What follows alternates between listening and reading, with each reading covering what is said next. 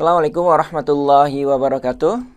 Oke teman-teman, di kesempatan kali ini kita akan membahas materi yang berkaitan dengan graf. Oke, kita langsung saja ke pembahasannya. Kita awali dari pendahuluan. Graf dapat digunakan untuk merepresentasikan objek-objek diskrit dan hubungan antara objek-objek tersebut. Kemudian, berikut ini adalah contoh gambar yang merupakan suatu graf yang menyatakan peta jaringan jalan raya yang menghubungkan sejumlah kota di Provinsi Jawa Tengah. Nah, ini merupakan suatu graf karena merepresentasikan objek-objek diskrit dan hubungan antar objek-objek tersebut. Berikutnya, kita beralih ke definisi graf. Suatu graf G terdiri dari dua himpunan yang berhingga, yaitu himpunan titik-titik tidak kosong, simbolnya adalah VG, dan himpunan garis-garis, simbolnya adalah EG. Jadi kalau kita maknai definisi graf ini, yang tidak boleh kosong itu adalah himpunan titik-titiknya. Sedangkan himpunan garis boleh merupakan himpunan kosong. Nah, ini adalah contoh gambar dari suatu graf. Pada gambar tersebut, G1 yang ini adalah graf dengan himpunan VG1 1, 2, 3, 4. Jadi himpunan VG1 itu merupakan himpunan titik-titik pada graf G1, yaitu 1, 2, 3, 4. Kemudian EG1 ini merupakan himpunan garis-garis pada graf G1. Karena pada graf G1 ini nama garisnya belum muncul, ya. Berarti kita beri nama dengan menggunakan titik awal dan titik akhir. Misalkan garis ini ya berarti namanya adalah 1, 2. Kemudian garis yang ini 1, 3. Atau 31 sama saja karena grafnya ini belum graf berarah. Ya, jadi kita belum dapat menentukan titik awal dan titik akhirnya. Kalau graf tersebut sudah termasuk graf berarah, maka titik awal terlebih dahulu, kemudian diikuti dengan titik akhir. Oke, untuk graf ini berarti himpunan titik-titiknya adalah 1, 2, 3, 4 ya. Kemudian himpunan garis-garisnya, karena garis-garis pada graf ini sudah diberi nama, maka kita dapat menyebutkan nama garisnya saja. Jadi misalkan E1, E2, E3, dan seterusnya. Kemudian berikutnya, untuk graf G3, himpunan titik-titiknya adalah 1, 2, 3, 4. Kemudian himpunan garis-garisnya yaitu E1, E2, sampai E8. Jadi kita boleh menyebutkan hanya nama garisnya saja, bukan titik awal dan titik akhir. Oke ya teman-teman, cukup jelas ya berkaitan dengan definisi graf. Kita review. Suatu graf terdiri dari dua himpunan yang berhingga. Himpunan tersebut adalah himpunan titik-titik yang tidak kosong, simbolnya adalah VG. Karena nama grafnya adalah G, ya, maka di sini G. Kemudian himpunan yang kedua adalah himpunan garis-garis, simbolnya adalah EG. Yang tidak boleh kosong itu adalah himpunan titik-titik, sedangkan himpunan garis itu boleh kosong. Oke, kita lanjutkan teman-teman. Berikutnya adalah istilah-istilah pada graf. Setiap garis berhubungan dengan satu atau dua titik. Titik-titik tersebut dinamakan titik ujung. Kemudian, dua titik dikatakan berhubungan jika ada garis yang menghubungkan keduanya. Selanjutnya, titik yang tidak mempunyai garis yang berhubungan dengannya disebut titik terasing atau isolating point. Berikutnya, graf yang tidak mempunyai garis, hanya titik, disebut graf kosong. Berikutnya, garis yang hanya berhubungan dengan satu titik ujung disebut loop. Jadi titiknya hanya satu, ada suatu garis ya dari titik tersebut kembali lagi ke titik tersebut ya, tanpa melalui titik yang lain, itu disebut sebagai loop. Dua garis berbeda yang menghubungkan titik yang sama disebut garis paralel. Oke ya, cukup jelas ya teman-teman. Ini adalah istilah-istilah pada graf. Berikutnya kita beralih ke contoh. Di sini ada 3 graf ya. Pada G2 yang ini, sisi E3 yaitu yang ini ya, 1,3, dan sisi E4 1,3 dinamakan garis paralel. Karena apa? Karena dua titik ya dihubungkan dengan dua garis yang berbeda. Kemudian pada G3 graf yang ini, sisi E8 ya yang ini atau garis E8 3,3 dinamakan gelang atau kalang atau loop. Oke ya. Jadi ada satu titik ya, kemudian ada suatu garis yang menghubungkan dengan titik itu sendiri. Itu disebut sebagai gelang, kalang, atau loop. Oke, berikutnya jenis-jenis graf. Berdasarkan jenis garisnya, graf dapat dibagi menjadi dua, yaitu graf berarah dan graf tak berarah. Nah, ini adalah contoh graf yang berarah. Kemudian yang ini merupakan contoh graf tak berarah, karena tidak ada arah garisnya, tanda panahnya tidak ada. Berikutnya, dalam graf berarah, semua garisnya memiliki arah yang menunjukkan titik asal dan tujuan garis yang bersangkutan. Jadi sudah jelas titik awal dan titik akhirnya. Jika semua garisnya tidak memiliki arah, maka grafnya disebut graf tak berarah. Contohnya, graf yang ini ya, G1 ini contoh graf tak berarah karena tidak memiliki arah. Selanjutnya, berdasarkan label garisnya, graf dapat dibagi menjadi dua macam, yaitu graf tak berlabel dan graf berlabel.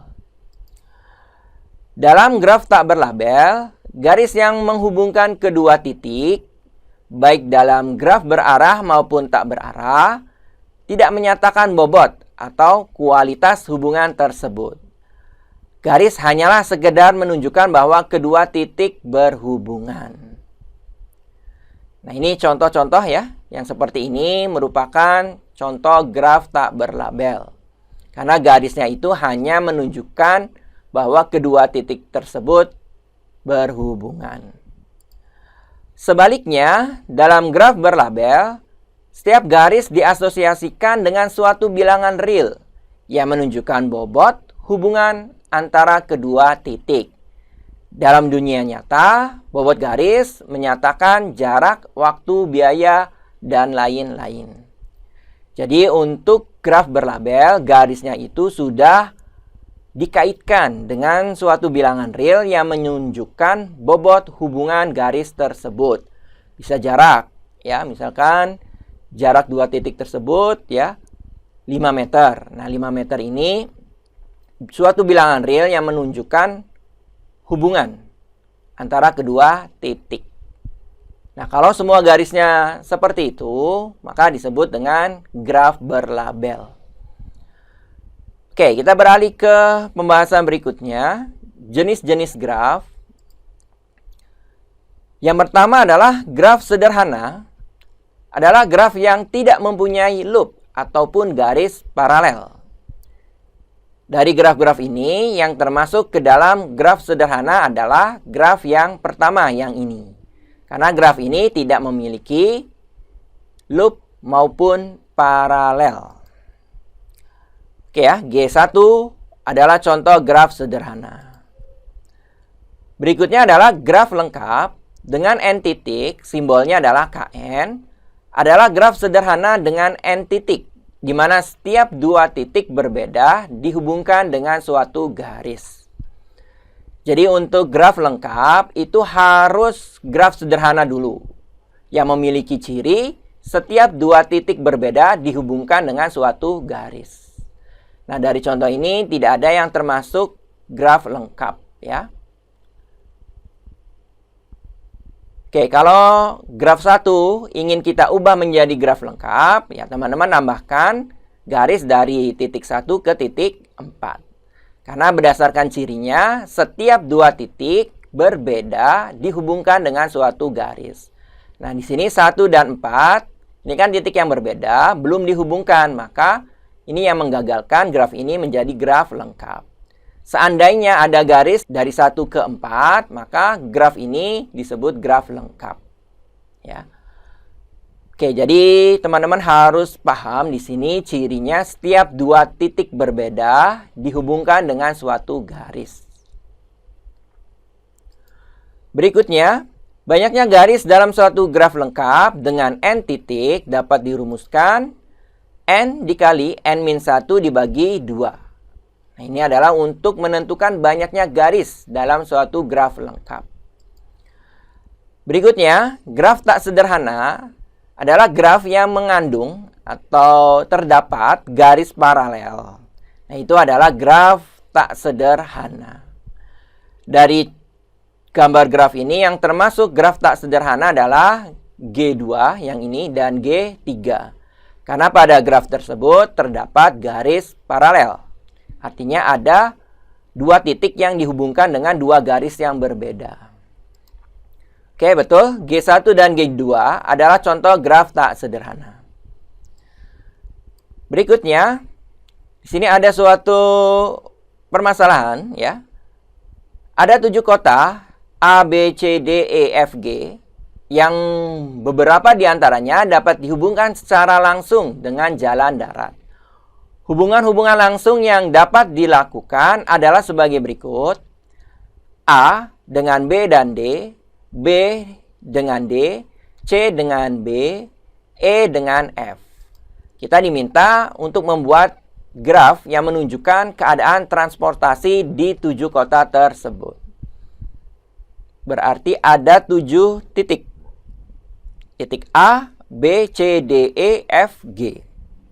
Kemudian titik A itu ada garis ke B dan D, ya. Kemudian titik B ada garis ke D, titik C ada garis ke B, titik E ada garis ke F. Kalau kita gambarkan, nah bentuknya seperti ini. A ada garis ke B dan ke D, ya. Ini E1, E2. Kemudian B ada garis langsung ke D, E3. Kemudian C ada garis langsung ke B, yaitu E4. Kemudian E ada garis langsung ke F, ya, EF. Nah, ini EF ini tidak berhubungan dengan A, B, C, D, ya. Hanya ini saja, ya. Memiliki satu garis, yaitu EF, ya. Kemudian G ini tidak berhubungan dengan titik yang lain, ya. Kalau kita sebut G ini adalah isolating point, ya, titik terasing. Oke ya teman-teman, cukup jelas ya. Nah, ini adalah contoh permasalahan.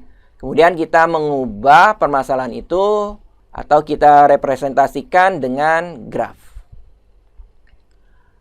Oke, selanjutnya yang kita bahas adalah derajat.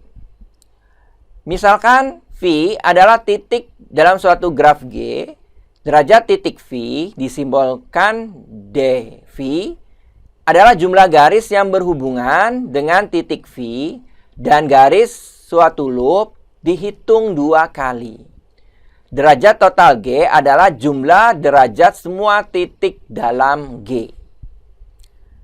Oke ya, jadi secara sederhana derajat itu adalah menunjukkan jumlah garis pada suatu graf. Perhatikan bahwa derajat total G adalah 2 kali jumlah garisnya. Ini berarti bahwa derajat total suatu graf selalu genap. Akibatnya jumlah titik yang berderajat ganjil selalu genap. Oke, untuk lebih memudahkan kita beralih ke contoh. Tentukan derajat tiap-tiap titik dalam graf pada gambar berikut dan berapa derajat totalnya. Nah, ini adalah grafnya. Kita diminta untuk menentukan derajat tiap titik sekaligus kita juga diminta untuk menentukan berapa derajat total graf tersebut. Oke, kita awali dari titik V1 ya. Jumlah garisnya 1 2. Ya, ini ada loop. Loop itu dihitung 2, berarti 1 2 3 4. Untuk D V1 sama dengan 4. Beralih ke titik V2. Nah, V2 ini tidak ada loop, berarti hanya dihitung satu-satu ya garisnya. Ini 1, 2. Berarti DV2, 2. Berikutnya DV3. Ini hanya ada satu garis, berarti DV3 sama dengan 1. Kemudian DV4. Tidak ada garis, hanya ada loop ya, berarti dihitung 2. Yaitu 2. Kemudian DV5. Hanya ada satu garis, berarti DV5 sama dengan 1. Kemudian DV6.